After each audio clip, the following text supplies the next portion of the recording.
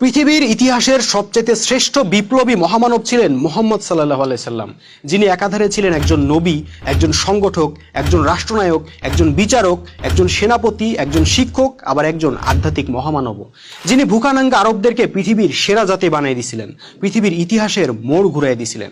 কিন্তু আফসোসের বিষয় কি জানেন, আমরা মুসলমানরা উনার জীবনী নিয়ে ব্যাপক গবেষণা কইরা সুন্নাহ হিসেবে কি বাইছে নিলাম তার দাড়ি, টুপি, টাকনু, মেসওয়াক ইত্যাদি। এগুলাই নাকি নবীর সুন্নাহ, উনি নাকি আমাদেরকে এগুলা শিখাইতে আসছিলেন। ভাই, যিনি মাত্র 10 বছরে 78টা যুদ্ধ করছিলেন, তার তলোয়ার আপনাদের কাছে সুন্নাহ হইল না, সুন্নাহ হইল তার মেসওয়াক, তার শিরস্ত্রাণ সুন্নাহ হইল না, সুন্নাহ হইল তার টুপি, তার বর্ম সুন্নাহ হইল না, সুন্নাহ হইল তার জব্বা, দিনের জন্য তার পেটে পাথর বাইন্ধা সংগ্রাম করা সুন্নাহ হইল না, সুন্নাহ হইল তার খাওয়ার পরে মিষ্টি খাওয়া।